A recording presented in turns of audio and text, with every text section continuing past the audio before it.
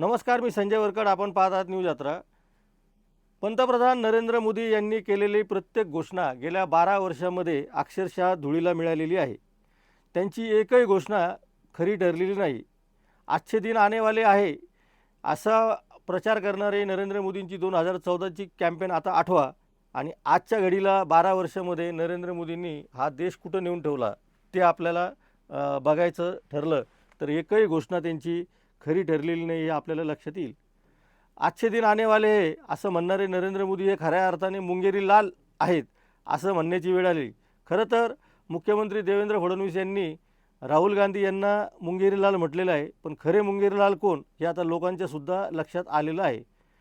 राहुल गांधींचा पप्पू म्हणून जो प्रचार करण्यात आला होता आणि त्यांना काही कळत नाही, त्यांना लोकांशी नाळ नाही, ते लोकांमध्ये मिसळत नाही अशी टीका करणारी काँग्रेसच्या विरोधातली गरळ ओकणारी भारतीय जनता पक्षाची मंडळी आता मात्र नरेंद्र मोदींच्या एकूणच सगळ्या कामावरती आणि त्यांनी घेतलेल्या भूमिकेवरती संशय व्यक्त करत आहे. पण काय करता, दगडाखाली हात अडकलेले आहेत, त्यामुळे बोलता येत नाही आणि काही सांगता येत नाही अशी परिस्थिती भाजप समर्थकांची झालेली आहे.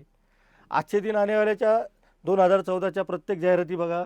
एखादी महिला पाणी भरताना पाणवठ्यावर तिला असं सांगितलं होतं की तुमच्या घरात आता नळ येणार आहे, कारण मोदीचं अबकी बार मोदी का सरकार आनेवाला आहे, अबकी बार मोदी सरकार अशी ती कॅम्पेन होती. लाईट गेली, पाणी मिळत नाही तर नरेंद्र मोदींचं सरकार. मुलांना शिक्षण चांगलं मिळत नाही, नरेंद्र मोदींचं सरकार. मुलांना शिकायला चांगल्या शाळा नाही, नरेंद्र मोदींचं सरकार. या सगळ्या जाहिरातींमुळे जनमानसामध्ये या सगळ्या कॅम्पेननी एक फार मोठं स्थान निर्माण केलं होतं आणि त्या विश्वासार्हतेच्या बळावर नरेंद्र मोदींनी सबका साथ सबका विकास करत निवडणुका जिंकलेल्या होत्या आणि त्यानंतर मात्र हिंदुत्वाचा कार्ड वापरून त्यांनी राज्य करायला सुरुवात केलेली होती. आपण जर नरेंद्र मोदींनी घेतलेल्या निर्णयाच्या बाबतीमध्ये बघितलं तर राम मंदिराचा एक विषय जर सोडला अपवादात्मक, त्याच्यावरही डिबेट होऊ शकतं, तरीसुद्धा कोणताही निर्णय हा जनतेच्या हिताचा झालेला नाही. आणि मग राहुल गांधींवर आपण मुंगेरीलाल जेव्हा म्हणतो तेव्हा खरे मुंगेरीलाल कोण असा प्रश्न स्वाभाविकपणे आपल्याला विचारावासा वाटतो. एकही जाहिरात म्हणजे 370 कलम रद्द करण्याचा निर्णय असू द्या, बँकामध्ये 15 लाख रुपये लोकांच्या खात्यामध्ये जमा करण्याची घोषणा असू द्या, काळा पैसा देशामध्ये आणण्याची घोषणा असू द्या, अशा अनेक लोकप्रिय घोषणा करून नरेंद्र मोदींनी लोकांची दिशाभूल केली होती, भूलथापा मारल्या होत्या. हे आता जवळपास स्पष्ट झालेले आहे. आता मात्र याचा सगळीकडे उद्रेक होताना दिसतो आहे. कॉक्रोच जनता पार्टीने ज्या पद्धतीने नरेंद्र मोदींना आणि त्यांच्या सरकारला घेरायला सुरुवात केलेली आहे ते पाहून आता त्यांचे समर्थक आटोकाट प्रयत्न करत आहेत की नरेंद्र मोदी हे कसे योग्य आहे सांगण्याचा, पण रोज त्यांचं पितळ उघडं पडल्याशिवाय राहत नाही अशी आत्ताची परिस्थिती निर्माण झालेली आहे. राहुल गांधींना मुंगेरीलाल म्हटलं म्हणजे त्यांची प्रतिमा हनन होईल असा जो आता एक भ्रम तयार झालेला होता तो मात्र आता पूर्णतः धुळीला मिळायला लागलेला आहे. उलट राहुल गांधी यांनी पंतप्रधान नरेंद्र मोदी आणि अमित शहा हे देशाचे गद्दार आहेत असा घणाघाती आरोप करून आता रणशिंग फुंकलेलं आहे. भारताच्या बाहेरचे पंतप्रधान राष्ट्राध्यक्ष हे नरेंद्र मोदींच्या बाबतीमध्ये काय प्रतिक्रिया व्यक्त करत आहेत याचासुद्धा आता विचार करण्याची वेळ आलेली आहे.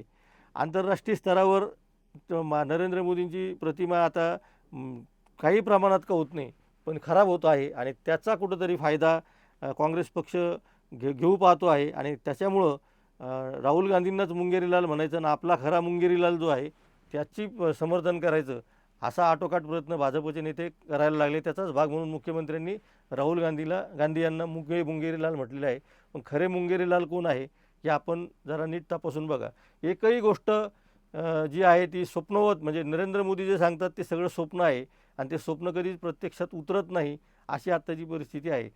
पेट्रोल डिझेलचे भाव असतील, महागाईचा दर असेल, GDPचा दर असेल, वेगवेगळ्या मुद्द्यांवर नरेंद्र मोदींचं जर मूल्यमापन केलं तर नरेंद्र मोदींनी मुंगेरीलालचे स्वप्न भारताच्या लोकांना दाखवले आणि प्रत्यक्षात काहीच केलं नाही हे जवळपास सिद्ध होतं. त्यामुळं खरे मुंगेरीलाल हे तर नरेंद्र मोदीच आहे. त्यामुळं इथून पुढच्या काळामध्ये कॉक्रोच जनता पार्टी असेल किंवा विरोधकांच्या टीका असेल या सगळ्या गोष्टीला नरेंद्र मोदी कशा पद्धतीने प्रत्युत्तर देत आहेत. गावागावामध्ये शेतकऱ्यांना डिझेल मिळेल असं झालं आहे, त्यांना RC बुक द्यावं लागतं आहे. नीटच्या परीक्षेचा घोळ झाल्यानंतर त्याच्यामध्ये कुठल्याही प्रकारची कारवाई केली जात नाही. अनेक भ्रष्टाचाराची प्रकरणं आहेत, गौतम अदानीपासून वेगवेगळी प्रकरणं आहेत, त्याच्यामध्ये कोणावरही कारवाई केली जात नाही.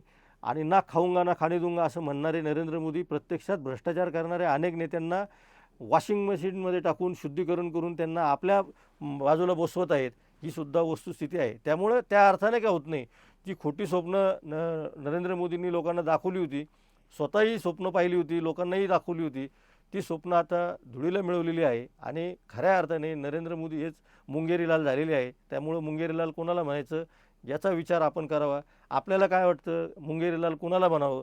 नरेंद्र मोदींना म्हणायचं की राहुल गांधींना म्हणायचं? याच्यावर आपल्या प्रतिक्रिया अवश्य नोंदवा आणि पाहत राहा न्यूज यात्रा. हे आहे आपलं चॅनल.